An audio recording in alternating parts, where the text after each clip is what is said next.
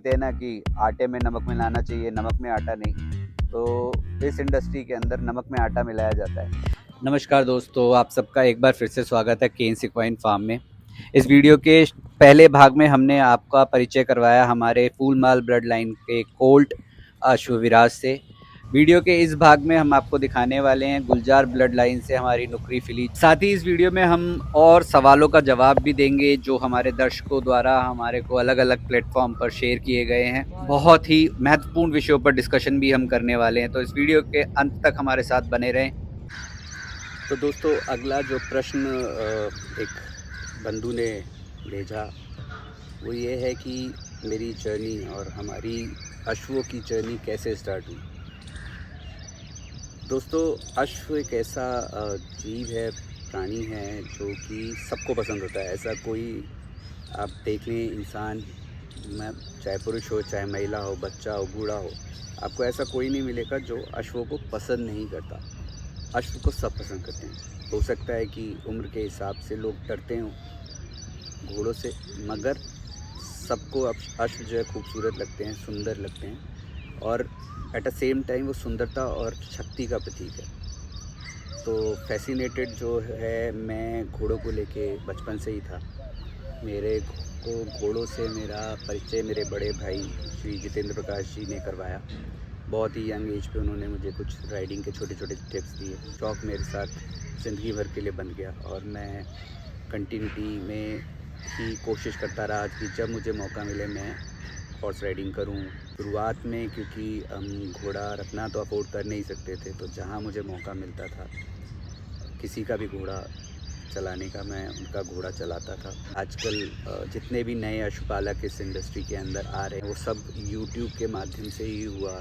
Covid के दौरान बहुत सारी चीज़ें थी, जब हम घर पर थे और कुछ कर नहीं रहे थे, तो बहुत से लोग बहुत सारे यूट्यूब वीडियोस देख रहे थे। तो उन्हीं की तरह मैंने भी यूट्यूब वीडियोस देखा और कहीं ना कहीं मेरा वो जो घोड़ों के प्रति प्रेम जो छुपा हुआ कहीं बैठा हुआ था वो फिर से जागृत हो गया। फैमिली में वो डिस्कशन होने के बाद हमने फाइनल डिसीजन ये लिया कि हम एक घोड़े को पाल कर देखते हैं, let's give it a try. तो वहाँ से हमारी अश्वों को लेके जर्नी शुरू हुई और हम सबसे पहले अपनी एक नुकरी घोड़ी को घर लेके आए। जिन परिस्थितियों में वो थी वो बहुत अच्छे कंडीशन में नहीं थी। वो रिस्क हमने नए पशुपालक होने के बाद, क्योंकि हमारे पास कोई एक्सपीरियंस नहीं था घोड़ों को पालने का, हम फिर भी उसको लेके आए और वहाँ से हमारी जर्नी शुरुआत हुई। कुछ मेडिकल रीज़न्स की वजह से आज कल्याणी हमारे साथ नहीं है। हमने उस नुकरी घोड़ी का नाम कल्याणी रखा था, बट कल्याणी हमारे साथ नहीं रही। कुछ मेडिकल इश्यूज़ थे जो कि कुछ हमारे प्रीवियस वीडियोस में या शॉर्ट्स में हमने कवर की। कल्याणी की एक बहुत ही यादगार खूबसूरत बच्ची हमारे पास, वहीं से बेसिकली कह सकते हैं हमारा प्रॉपर इंट्रोडक्शन हुआ हॉर्स वर्ल्ड के अंदर। हम कल्याणी को लेके आए, फिर मैंने जैसा आपको बताया अपने दोस्त यशवीर हुड्डा की एकेडमी में उसको स्टेबल किया, यहाँ हमने रखा। तो दोस्तों, ऐसे ही और भी सवाल जवाबों को हम लेते रहेंगे। बाकी अभी जो स्क्रीन पर आपके एक बछेरी नज़र आ रही है, नुकरी बछेरी, ये ही है वो नुकरी बछेरी जो गिफ्ट किया हमारे को कल्याणी ने। तो दोस्तों, अगर मैं बात करूँ इस नुकरी बछेरी का, तो इसका नाम है अश्वमार्या। अश्वमार्या की जो एज की बात करें तो वो हो चुकी है 22 मंथ्स की। इसकी हाइट जो है 61 इंच हो चुकी है। और बात करें अगर अश्वमार्या के सायर की, तो इसका सायर है सिकंदर। सिकंदर जो कि झड़ौदा कला में बबलू पहलवान और अमित छिल्लर का स्टैलियन था।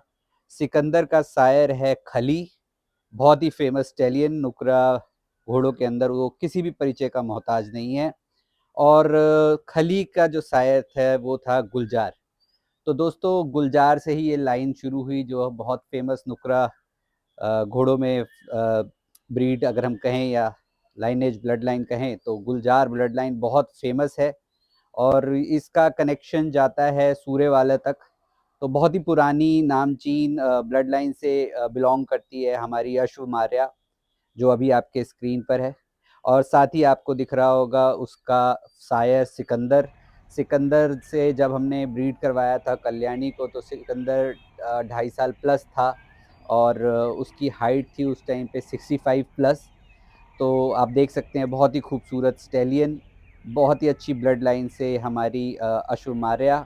अब आपके पास सामने स्क्रीन पर होगा खली। खली आप देख सकते हैं, ये तो किसी परिचय का मोहताज नहीं है। 67 68 प्लस का घोड़ा, न जाने कितने ही नुकरे बच्चे बच्चियां इसके इस टाइम पंजाब और आसपास देखने को मिल जाते हैं। One of the kind proven stallion खली, खली का बेटा सिकंदर, सिकंदर की बेटी अशुमार्या जो अभी आपके सामने स्क्रीन पर है।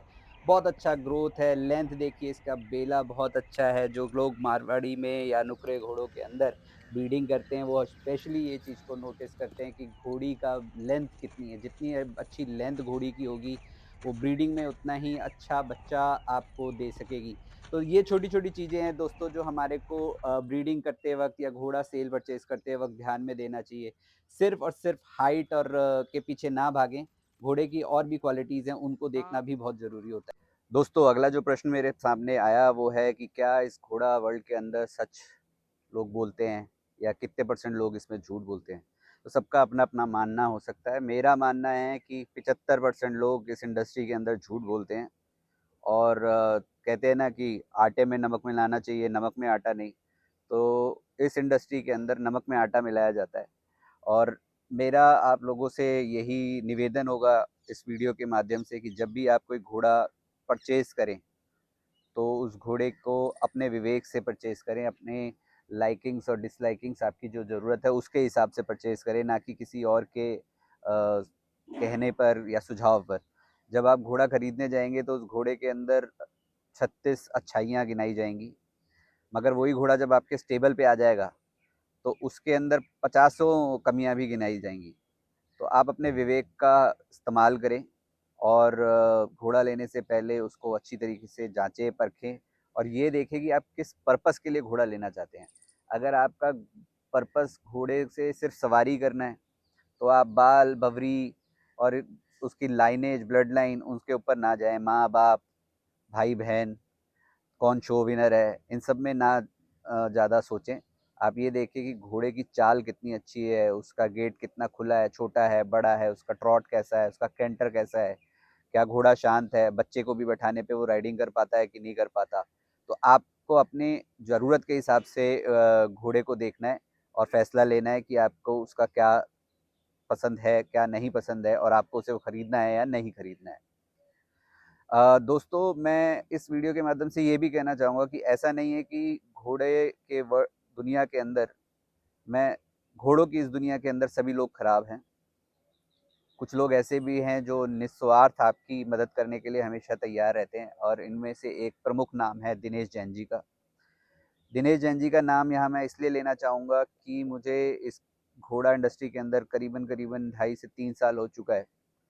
जैसा कि मैंने बताया कि कोविड के सेकंड वेव के दौरान हमने इस बारे में विचार किया और हमारा पहला जो है कल्याणी हमारे घर आई। सिंस देन मेरा दिनेश जैन जी के साथ बातचीत है, मैं उनसे मदद लेता रहता हूँ।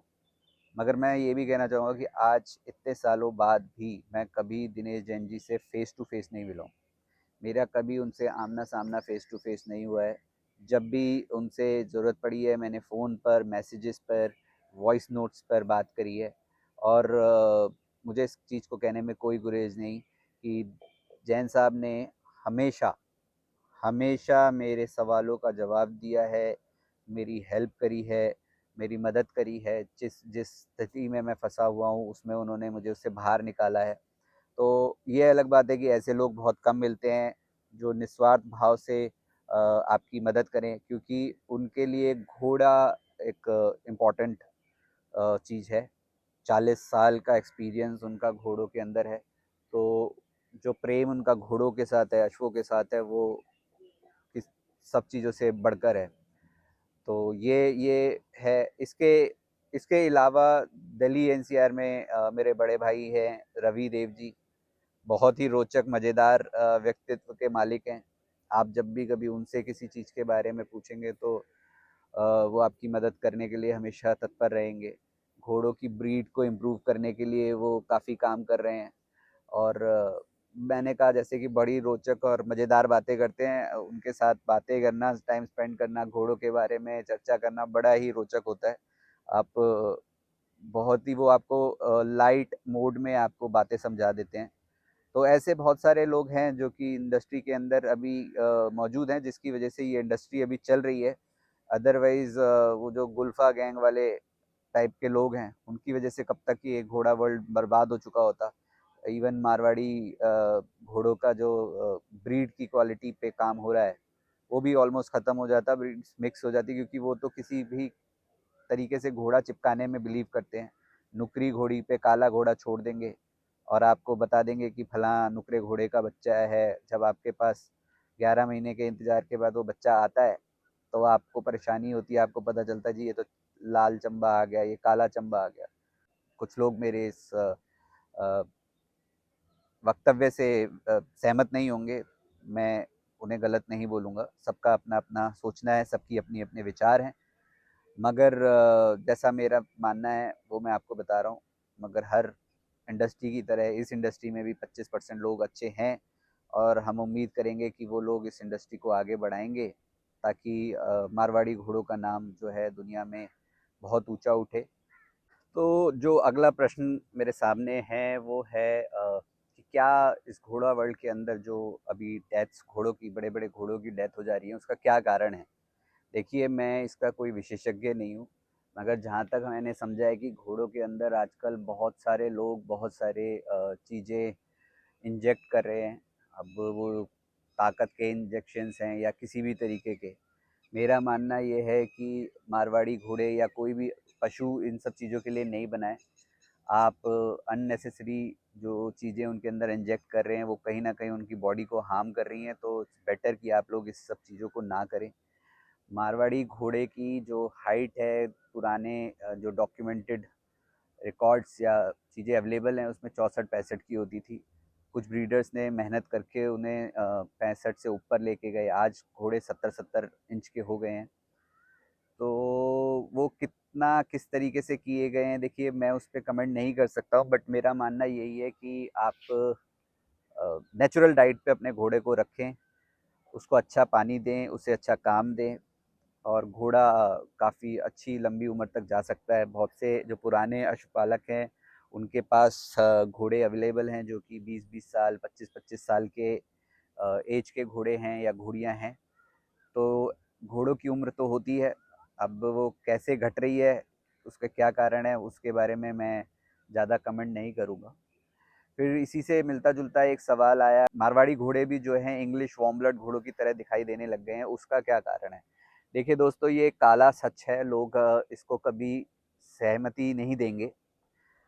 बहुत से लोग अपने घोड़ों में इक्वाइन ग्रोथ हार्मोन इंजेक्ट करते हैं, जिससे उनके जो सेल्स हैं अ, वो मल्टीप्लाई होते चले जाते हैं और घोड़ा बहुत ही तंदुरुस्त आपको दिखेगा, भरी-भरी गर्दन, बड़े-बड़े पुट्ठे एंड ऑल, जो कि बाहर के विदेशी घोड़ों के जैसे। तो ये एक ऐसा सच है जिसे लोग मानते नहीं हैं। बहुत से लोग ऐसे हैं जो ये दे रहे हैं। मैं अगर अगर बात करूँ, तो मैंने भी देखा है कि लोग ये दे रहे हैं, मगर जब आप उनसे पूछेंगे तो वो उस चीज़ को डिनाई कर देंगे, कोई इसको एक्सेप्ट नहीं करता। और अल्टीमेटली इससे जो नुकसान हो रहा है वह उन्हीं का ही हो रहा है, उनके घोड़ों का ही हो रहा है। मारवाड़ी घोड़ा स्लिम होना चाहिए, उसकी चेस्ट आगे जो है फूली भी तो होती है, बट आगे से उसकी चेस्ट लेवल थोड़ा पतला होता है, वेयर एज इन पीछे से उसका पुट्ठा मजबूत होता है। इसी वजह से वो लंबी दूरी की दौड़ लगा सकता है। आप देखेंगे कि काफ़ी सारे मारवाड़ी घोड़े वो एंड्योरेंस की रेसेस में बहुत अच्छा परफॉर्म करते हैं, और पुराने ज़माने में भी राजा महाराजाओं के टाइम पर दूध जो है एक जगह से दूसरी जगह से आना जाना कर पाते थे, तो उसका कारण यही था कि घोड़ों के पीछे के पुट्ठे बहुत मजबूत होते थे, वहीं चेस्ट काफ़ी खुली हुई होती थी।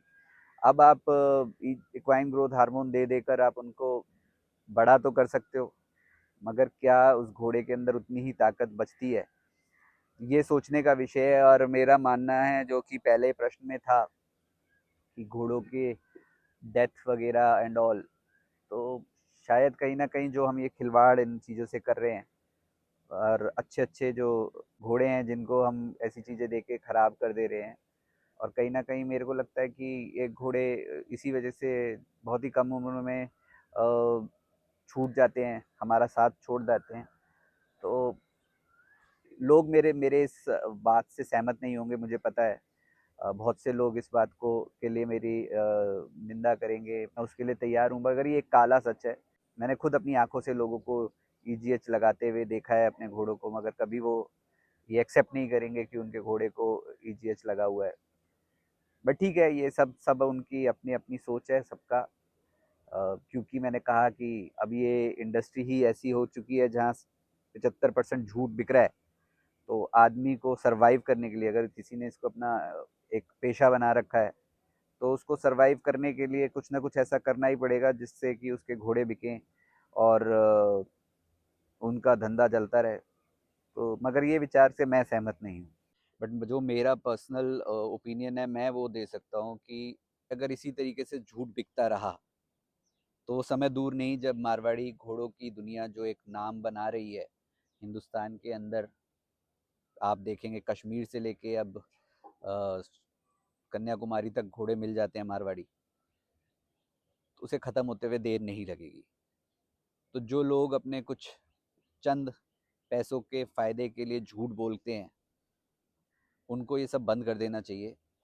क्योंकि आज तो आप कमा लोगे, आज आपका मुनाफा हो जाएगा, मगर कल ये घोड़ों की बद्दुआ और उन लोगों की बद्दुआ जिनका सपना आपने तोड़ा है, जिनके सपने के साथ आपने खिलवाड़ किया है, वो आपको ज़्यादा दिन सरवाइव नहीं करा पाएगी। एक छोटा किसान, एक नया पशुपालक बड़ी उम्मीदों के साथ आप पे भरोसा करके एक अश्व को अपने घर लेके आता है। उसके कुछ सपने होते हैं, उसने कुछ सपनों को संजोया होता है, कुछ उम्मीद के साथ वो इस इंडस्ट्री में कदम रखता है, और आपका झूठ उसके उस सपने को तोड़ देता है। और ये सपना सिर्फ उसका अकेले का नहीं होता, उसके परिवार का भी होता है। तो ऐसा मत करो, किसी के सपनों के साथ खिलवाड़ मत करो। पैसे आज हैं, कल नहीं है। ऊपर लेके हम पैसे जाने वाले नहीं, जो है वो यहीं रह जाएगा। तो ये देव पुत्र है, इनकी सेवा करो, अच्छे मन से सेवा करो। दो पैसे कम कमाओगे, ज़्यादा दिन कमाओगे। एक बारी में मुर्गी हलाल करने के मत सोचो, सोचोगे तो सोने के अंडे मिलेंगे नहीं, मुर्गी और मर जाएगी। बाकी रहा इसका लॉन्गर टर्म क्या रहने वाला है, तो भविष्य अच्छा है। मारवाड़ी घोड़ों में बहुत सारे अच्छे ब्रीडर्स आ गए हैं, उनकी वजह से ब्रीड रिफाइन हो रही है, सेल परचेज काफ़ी चल रही है। द ओनली रीज़न जो कि मुझे कम नज़र आ रहा है वो है कि लोग राइड नहीं कर रहे हैं, घोड़े स्टेबल में खड़े हैं। जो स्टेलियंस हैं वो सिर्फ ब्रीडिंग के पर्पज़ से बाहर आते हैं। घोड़ियों की बात करें तो अमूमन अमूमन जो हो रहा है वो ये है कि घोड़ी अपनी एक फोलिंग साइकिल कंप्लीट करती है, उसके 21 दिन बाद जो है उसे फिर से क्रॉस करा दिया जाता है, वो फिर एक फोलिंग साइकिल के अंदर चली जाती है। जो बड़े ब्रीडर हैं वो 6-6 महीने का गैप दे रहे हैं, मैंने भी अपने कल्याणी और जैस्मीन को 6-6 महीने का गैप दिया था। बट पॉइंट इज कि क्या आप उसको एक मशीन बना के रखना चाहते हैं जो कि बच्चे पैदा करता रहे, या बच्चे पैदा करती रहे, या आप घोड़े को एंजॉय भी करना चाहते हैं? तो घोड़े को बाहर निकालिए, उस पर राइड कीजिए, बढ़िया काम दीजिए उसको, और उससे आपके घोड़ों की उम्र भी बढ़ेगी। थोड़ा गैप दीजिए, एक फोलिंग साइकिल कंप्लीट होने के बाद घोड़ी को 6 महीने का कम से कम रेस्ट दीजिए, उसको थोड़ा आराम करने दीजिए, शरीर बनाने दीजिए। जब उसका शरीर दोबारा से बनेगा तभी वो अच्छा बच्चा दे पाएगी, कैरी कर पाएगी बच्चे को, बड़ा कर पाएगी अपने अंदर। अदरवाइज आप उसको एक मशीन की तरह यूज़ करेंगे तो फिर कोई फ़ायदा ही नहीं है, आप उससे कोई क्वालिटी प्रोड्यूस नहीं कर पाएंगे। तो इस बात पे आप थोड़ा फोकस करें। देखें, लोग सब चाहते हैं कि हम बड़े बड़े ब्रीडर्स की तरह लाखों में करोड़ों में घोड़े बेच दें। तो दो बातें हैं उसके अंदर।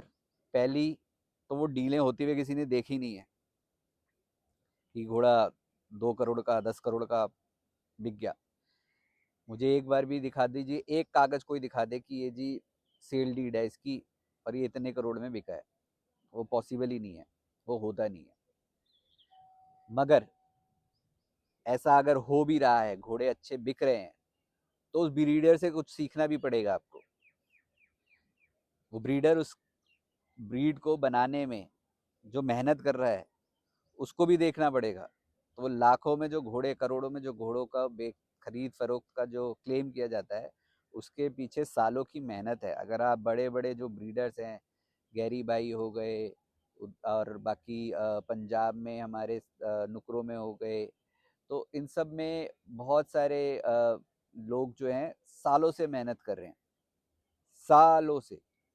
उन्होंने शायद अपना सब कुछ इसको, ब्रीड को रिवाइव करने पे लगा दिया।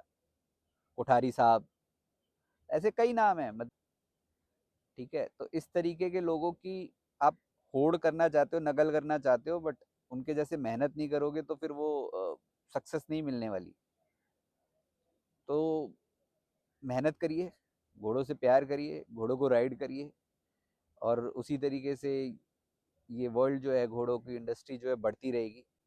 देखिए, अमूमन बात सिंपल सी यही है कि घोड़े को अगर आप राइड नहीं कर रहे, सिर्फ स्टेबल में रख रहे, तो धीरे धीरे आप कितने घोड़े पालोगे और कितने लोग घोड़े पाल लेंगे, उसकी यूजेस क्या रहेगी। तो आपको उसको कोई यूजेस तो जनरेट करनी पड़ेगी ना। वो सिर्फ एक शो पीस की तरह रखोगे तो कितने लोग एज अ शो पीस उसे अफोर्ड कर पाएंगे। अब मान लो बढ़ती चली जाएगी तादाद, तो आपको उसे कहीं तो करना पड़ेगा। सरकार अभी एक्सपोर्ट खोल नहीं रही है, जब तक एक्सपोर्ट खुलता नहीं तब तक बाहर जाएगा नहीं, सेल परचेज बढ़ेगी नहीं। तो इसलिए आप लोग उसे यूज़ करिए, राइड करिए।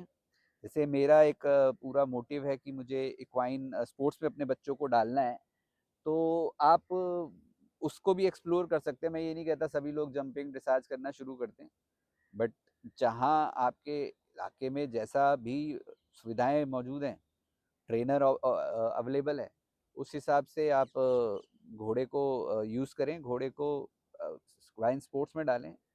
क्यों विदेश से घोड़े 35-35, 40-40 लाख, 50-50 लाख के इम्पोर्ट होके आते हैं इस काम के लिए?